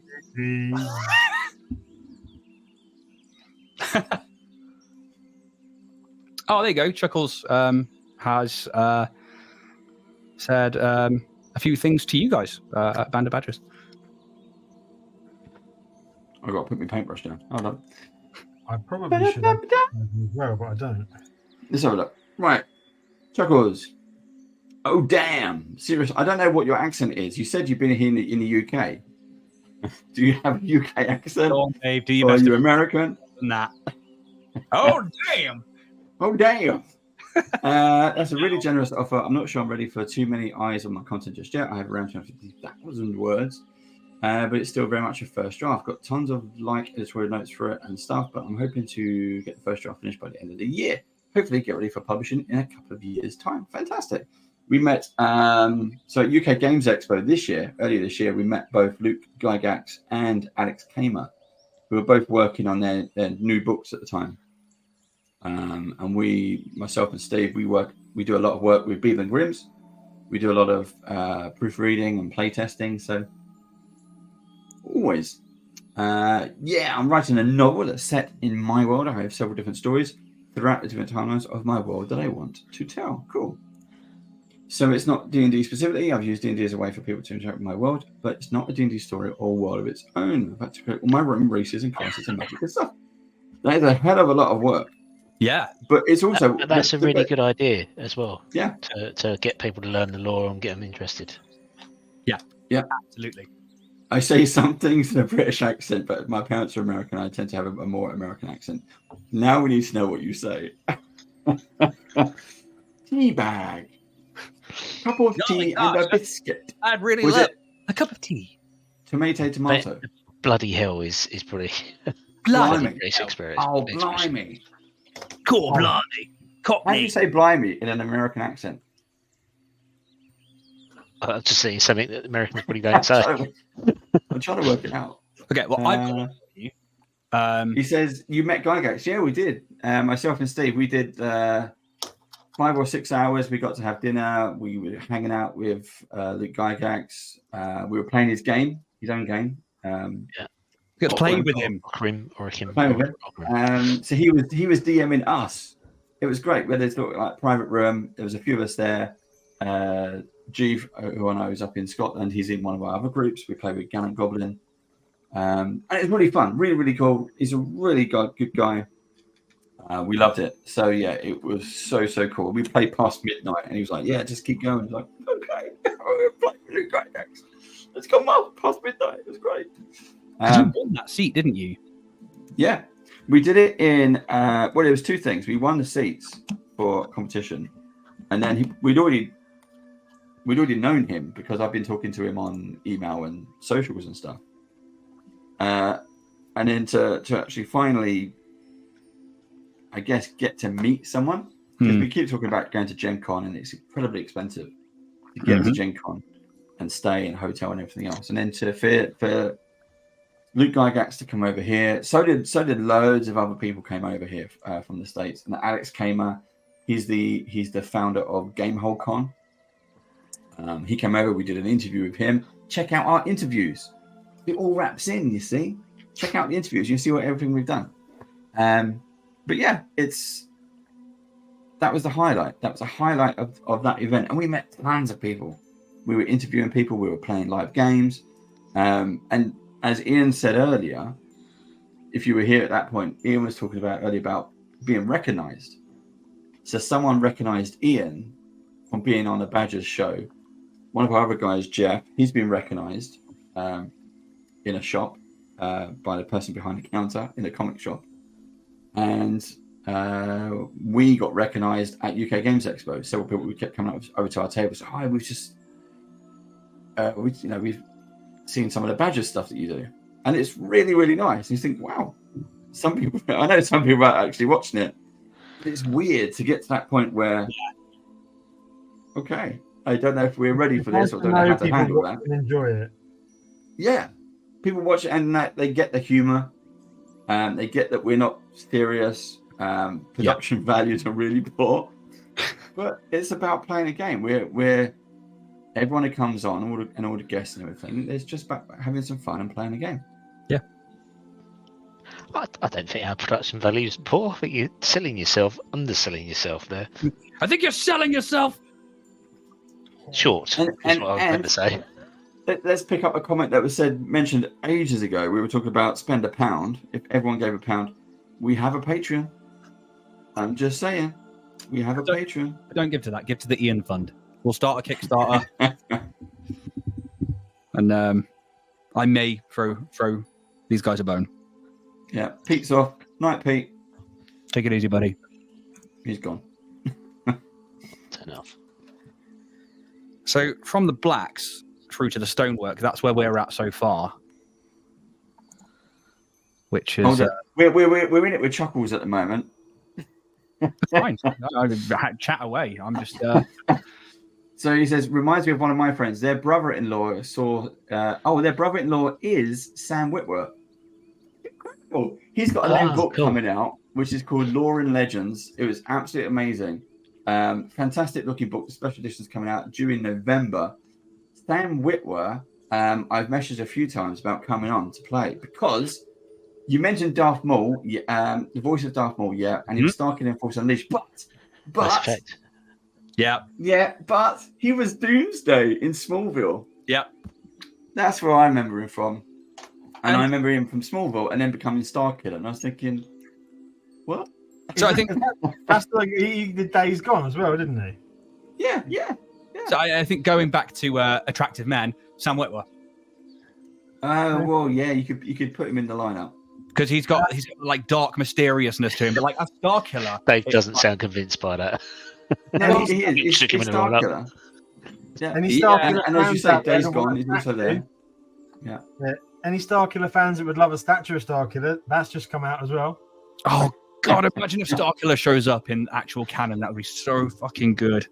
Yeah. But so how Chuckles? How did you ever get to go? You got to Whitwer was a GM in a D&D game, or Star Wars D&D game, for your brother-in-law, but you didn't get. Have you been invited since? Is what we want to know. And then can you put Sounds this it. I think he doesn't have a relationship with his brother-in-law anymore. we do some networking. Yeah. Did you divorce him? That's what we need to know. Divorce the family. Get out of there. If you're not invited, that is pretty harsh. It's one of those things where they turn around and say, "Oh, but I'm on holiday." Well, not anymore. I'm not. Holiday is cancelled.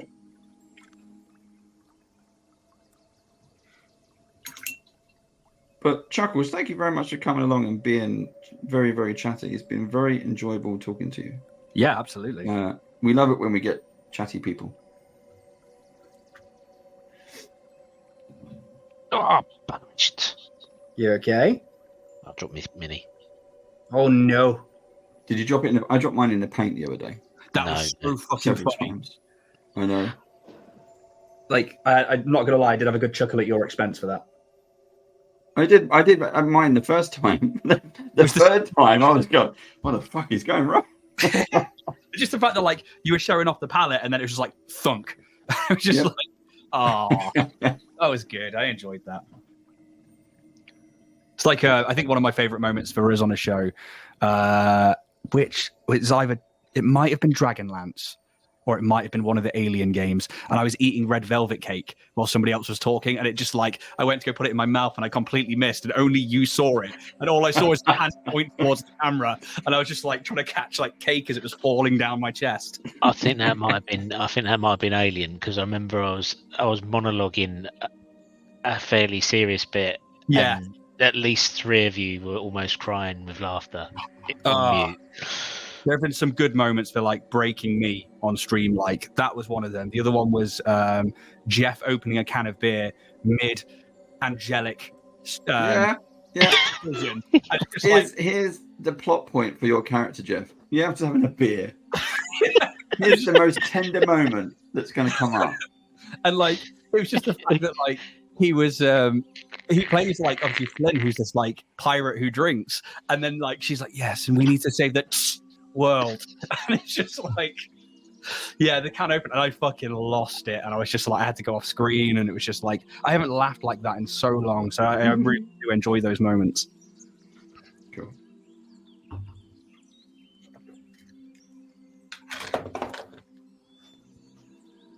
I agree, Chuckles. It's strange, and I'm not sure how I react to it. But he says our production is pretty good. Thank you very much. It's nice to know those monthly subscriptions. People are enjoying our hard-earned money when we pay them to other companies. So it's good. Yeah, we do. We try to upgrade as much as we can. And he says you guys are really cool. Thank you. Oh, I'll take that. He was talking to us. Yeah. What? Just you and Steve? Just me and Steve. I just assumed Dave. Yeah. Fuck those two nerds.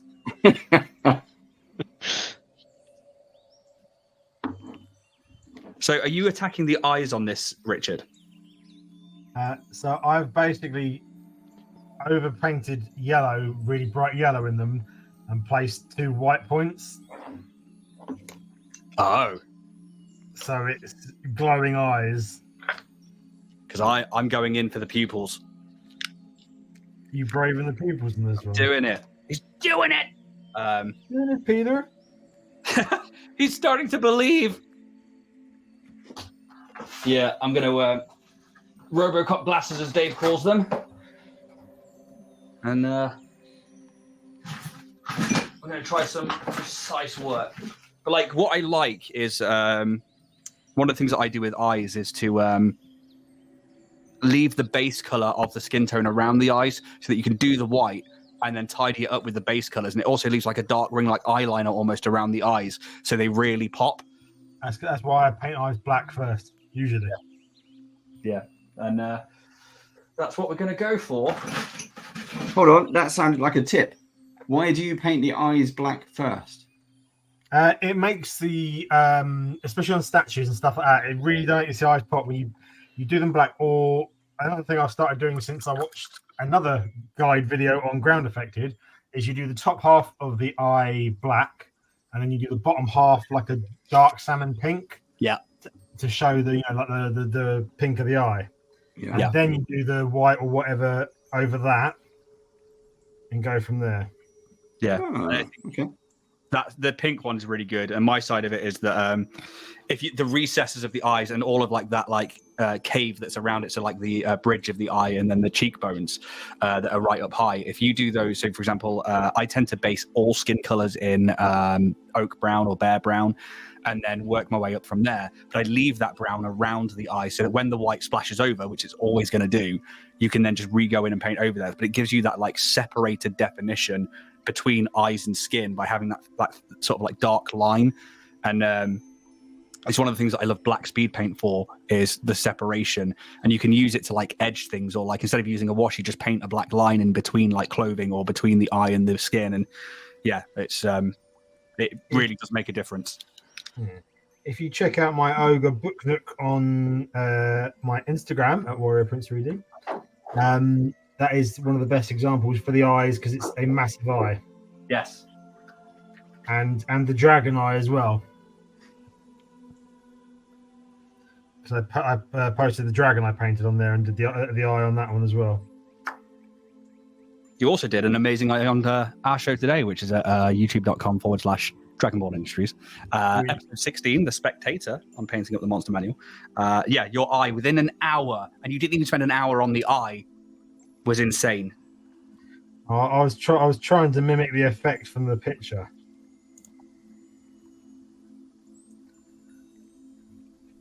We got a statement from Fluffy. She says, "I'm just too distracted to type, or I talk out loud and forget they can't hear me." So Ian, your missus is talking to Chuckles in chat. So there's a whole conversation going on there as well. But I just wanted to bring this up. But what are you distracted by? Are you like watching the telly? Are you doing the washing up? Are you distracted by us?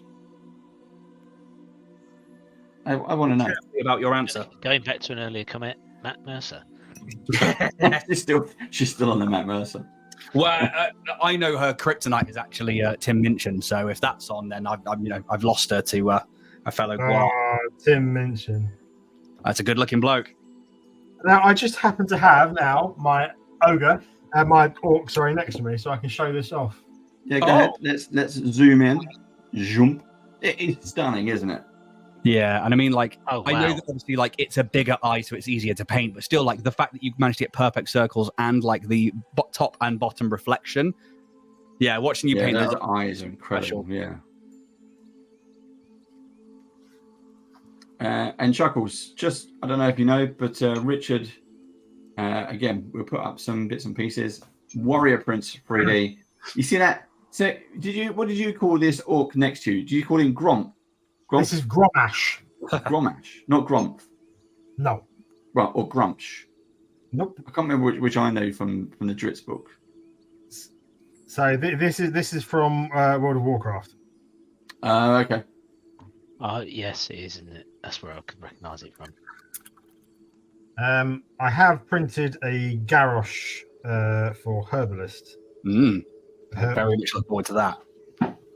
And might be printing a Garrosh this size for me. Nice.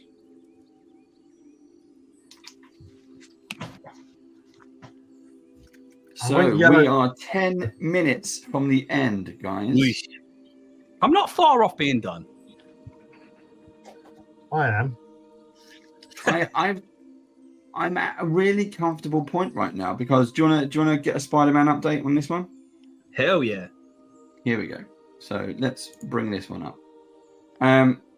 So this is the Mars Morales. Now, to give you a sense of comparison, let's quickly put it up. This is what I'm aiming for. Now, we're not quite there yet, but as you can see, I'm practicing with the black, and I'm getting these kind of highlight bits up. This is what I'm concentrating on at the moment, because this bit here is I'm going to gloss glaze that so it's shiny like the image. And then over here, you can see I've got the red accents on the boots and on the back. Oh, that's coming out really well. That's really nice, dude. And look at the hands. What red is that? This is prismatic D&D paint from... No, that's the same red you used for the Beholder, wasn't it? Yeah. No, that I used the army paint. I used the army. I say that prismatic one is popping. Yeah, it's a lovely solid color. So, and I've got both hands done. You can see there. So I'm just doing the accent pieces. I'm not doing this. This is going to take some time. So I'm going to really concentrate on this bit, but we're going to run out of time this evening. But yeah, I love it. It's really popping out. So all those bits, all those plasticky bits, I'm going to do like that. I'm going to do like you can see how shiny it is on that image. Just those single pieces, I'm going to do like a nice gloss paint to really make that pop out. Yeah, well done, dude. I'm really impressed. I'm gonna finish that over the weekend if I can. How are you getting on, Steve? I'm doing all right. It's very Considering good. I'm painting a small mini, I'm going extremely slowly. Do you want to put it on camera, Steve? Give me No. 2 seconds just to paint this bit on the cloak, and then yes.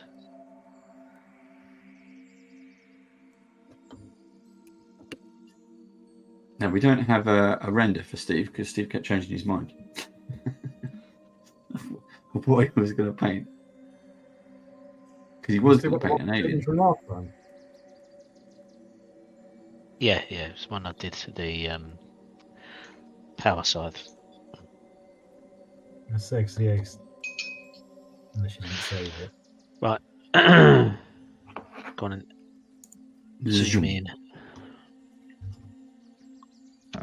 I like that purple. Focus on That's the mini, wicked. not on brushes. There we go. Yeah. Right. So just That base is amazing, isn't it? Yeah, dude, that's so cool. Yeah, so that was it. That was my aim, was to paint some magical effects of them coming out the floor. I've definitely got to do some of these guys 75mm just to really sort of see how Yeah. they'd look. But yeah, that's what I was aiming for, is the magical effects, put some glow on it. And it looks okay. I'll probably put some wash on it and maybe be a bit more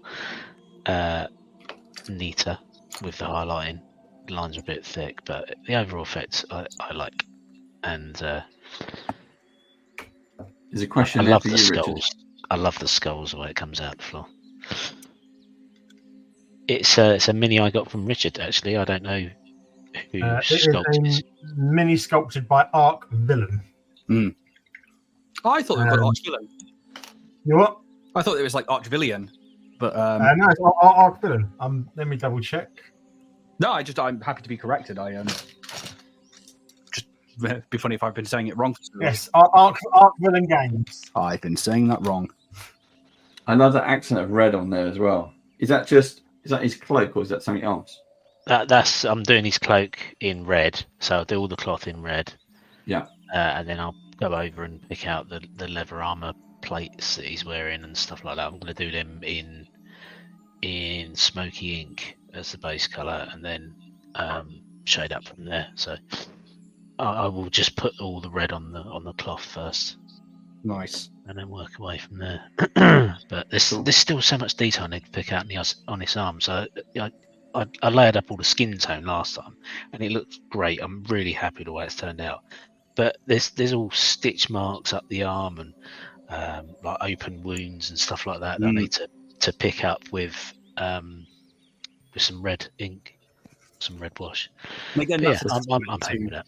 Yeah, that's a testament to Richard's printing again. Is like he sent me so many like Dragonborns out and stuff as well that have so much crazy small detail on them, like frills and horns and stuff. And like, yeah, it's again to Warrior Prince 3D, Mr. Dick Denyer, Private Dick. Sometimes the DM gave Steve a flash of fire there.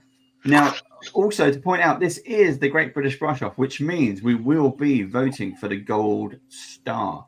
It means nothing. It's just bragging rights, really. But for those of you who are joining us live, you get to place your vote. So is it Spider-Man? Is it Steve's Necromancer? And now we'll do Richard last. So Ian, do you want to bring up your angel? Okay, so I'm not quite done yet, but we're getting there. So Sol, the holiest. Let's focus. Whoop. Put a hand behind it. I'm hoping for is some like deep red skin tones that are like almost like they've been in a blazing sun for so long. And we're still highlighting those up, and we still need to get the pupils in properly and layer up the gold. But we're getting there slowly. That is looking good. Yeah. The stone on the base is fantastic. The skin tone is great. So yeah, we still need to put like heavy layers into the detailing for highlighting, especially on those blues, because that's what we want to pop. And then same with like the gold on the wings is only just like a small highlight. But what I want to go in and do is take some white and then blend in some grays to put in the shadows on all of the cloak and on all of the cloth. Yeah. And then I'll probably do some kind of highlighting with a silver on the gold. Very nice. Yeah. The skin tone on that is beautiful. Thank you. So yeah, I wanted that kind of like scorched, angelic radiance to be like brimming out. Yeah, and I think like the solar in the monster manual is kind of got that like really reddish kind of skin, and yeah, that's what I was kind of going for, really. Cool. And there's the mini again. That's the one that which you can pick up via Warrior Prince, Richard. It can be purchased from my Etsy store, or if you want a much better offer and much more variance to it, you hit me up on Instagram and we can sort it out through there. There you go. So, Richard, you're up. No, I better put my brush down now. This will be like ridiculously good. It'll be something stupid. It always is. Like he's got his camera on here every single Thursday, and then after an hour, he's like a Blue Peter presenter, like, and here's what I did earlier, and it's fucking perfect every time. Yeah, it's where I surreptitiously go off screen with another mini. So let's get this set up in the right spot. Oh, I like the color of the wings. Oh, there we go. Oh, wow. That has really picked out the detail in those wings, hasn't it? Mm. The blue flesh is very Manhattan Watchman. Yeah. Manhattan. That is the sort of look I was going for him. Yeah. And I've whited out the great. I'll do some photos after the stream to show off. The reason I remember now, the reason why our skin tones are different is because they were painted at different ones, because we had different. We had the solar and we had one of the other celestials. Yes, well, we did them all. We did the So when I painted this one, it was the blue grey skinned one. Yes, it was the first one, which is the messenger of the gods, which is because it's the solar, the planar, yes, Planetar. No, the planetar was separate, wasn't it? It's got another name. I think it begins with an E. No, it's a Deva, Deva, the grey skinned one. Deva, that was it. Yeah, it was the Deva. So yeah, that was a fun episode because we went to Barovia for that, didn't we? Yeah, we did. Yeah. So that is it. We're going to wrap up there, folks. But first, we need to decide who is the Gold Star winner this week. Put your votes into live chat. Is it Richard, Steve, Ian, or myself? I am Dave. Hi, nice to meet you. Remember to subscribe at YouTube. Go to youtube.com/BandofBadgers and subscribe, like, and subscribe. Subscribe again. Tell your friends, your neighbors, the pets, the aliens, the people at school, the people at work, the strange person on the bus, on the train. You know that person who kind of like looks at you at the front gate? Yeah, tell them as well. Tell the postman, tell everyone to go to youtube.com/bandofbadgers and subscribe because they are a fantastic bunch of people. And everyone should know who we are. And everyone should give us a While buzz. you're there, head over to Dragonborn Industries and to Warrior Prince 3D. Why don't you just stop right. along the way there, guys? So we got one vote for Dave. So I win. No one else voted. Thank you very much. Right. So Richard, who would you vote for? I will vote for Ian. Well done, Ian. Hey! Ian, who would you vote for? Oh, now it would be really nice for me to vote for Richard there, wouldn't it? But then the Miles is pretty good. The black contrast is pretty. I like that a lot. But then I think Steve might take it for the purple on that base. So I'm going to go with Steve. The purple is really nice. Fluffy can't decide. She's after a four-way. By is Richard or Steve. Richard or Steve, you got to pick one. Chuckles is saying Steve. Oh, there we go. We got chat going on. So Steve's got 2 votes, I think. So who has everyone else got 1 vote? I think we've all got 1 vote. I think Steve got 2 votes for the purple. Purple accent. So I'm torn between Richard's wings and Ian's skin tone. Because so the blue skin tone looks really good. Yeah. And it is just technically good as what you've done. I just prefer your colour scheme. Well, I mean, my vote, mate. I'm going to go for Richard. I'm going to go for Richard because, like I say, technically it's as good. I just prefer the red. That's all. So my vote goes to Richard. Richard, you're off the show, buddy. So is that 2 votes for Richard or 3 votes for Richard now? I'm lost now. I have no idea. Oh, Your one's supposed to be keeping count. Yeah, mine's not supposed to count, is it? We might be a draw. It might be 3 for Richard and 3 for Steve. Awesome. Then Richard's going to send out prints for everybody who's won today. And Matt Mercer's going to come along and to the award ceremony.